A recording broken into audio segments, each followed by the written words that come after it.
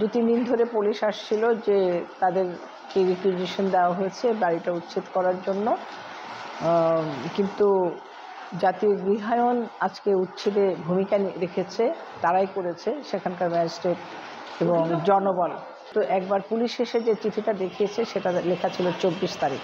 তখন আমি তখন জিজ্ঞেস করলাম যে এখানে তো 24 তারিখ আছে। তখন উনি বললেন যে না, পরে আরেকটা চিঠি এসছে 16 তারিখে এটা করার জন্য, যাতে কোনো ওয়ার্কিং ডে না পাওয়া যায় যে আমরা কোনো আইনি সহায়তা নিতে পারি।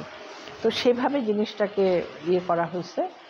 তো গতকাল লাস্ট আমার যে স্টে অর্ডারটা ছিল জজ কোর্টে, 2012 সালে এই বাড়িটা নেহাল নামে একজন ব্যক্তি তার নামে এই জমিটা দাবি করে এবং কোর্ট থেকে ডিগ্রি নিয়ে যায় মালিকানা। তখন আমরা হঠাৎ যখন জানতে পারি, এখানে আমরা 4টা পরিবার থাকতাম, তো তখন আমরা দৌড়ে গেলাম আবাসনে যারা আমাদের বরাদ্দ করেছে। তখন তারা আমাকে বলল যে আপনারা সবাই মিলে সরকারের পক্ষভুক্ত হয়ে একটা আবেদন করেন, কেস করেন। তা আমরা কিন্তু 12 সাল থেকে সেই কেসটা পরিচালনা করে আসছি নেহাল নামের বিরুদ্ধে, রায়ের বিরুদ্ধে। তো এই কোর্টেই আমার একটা স্টে অর্ডার ছিল এবং 3 স্টে অর্ডারটা ছিল, স্ট্যাটাসটা ছিল যেটা।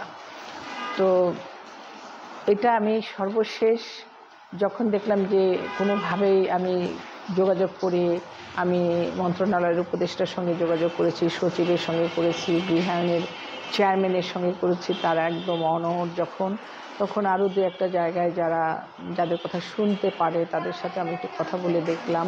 সেটা হলো 1 মাস আগে থেকে আমরা বুঝতে পারলাম, কারণ মাঝে মাঝে এসে পাশের বাসায় খোঁজ নিত তারা কবে যাবে।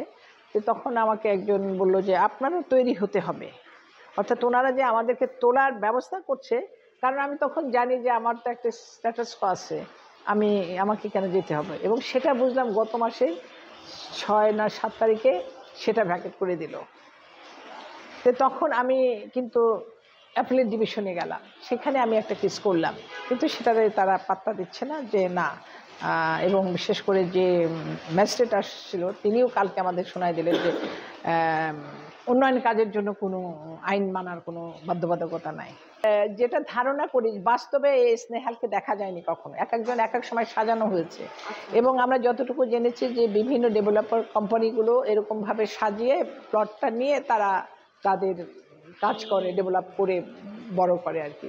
এবং সর্বশেষ এটার সঙ্গে আবেদ খানও লড়েছে, আমি সর্বশেষ জেনেছি, তিনিও নাকি কোর্টে হেরে গেছেন এবং তাদের কেস কিন্তু চলছে। যে কারণে স্টে অর্ডারটা আমার ছিল যে আমি সরকারি কর্মকর্তা হিসেবে এই বাড়িটা যেন থাকে, সেই স্ট্যাটাসটা ছিল যে সরকারের স্বার্থ রক্ষার জন্যই কিন্তু আমরা কেসটা করেছিলাম এবং প্রচুর টাকাও ব্যয় করেছি আমরা এই কেসের পিছনে। এটা তো আর সরকার দেয়নি, যেহেতু আমরা বাড়িতে আছি সেই জন্য আমরা ছিলাম এটাতে।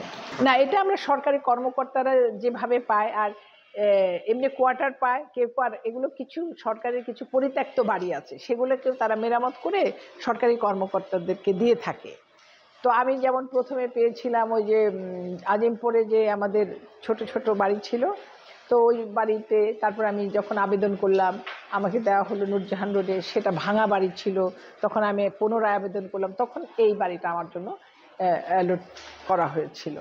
এবং তারপরে থেকে মানে আমি আছি আর কি। তো কবি আমরা মিলে এখানে, তো কবি নিজেই তো 37 বছর ছিলেন আমার সঙ্গে এখানে। আমরা তো কিছু করার নাই আমাদের।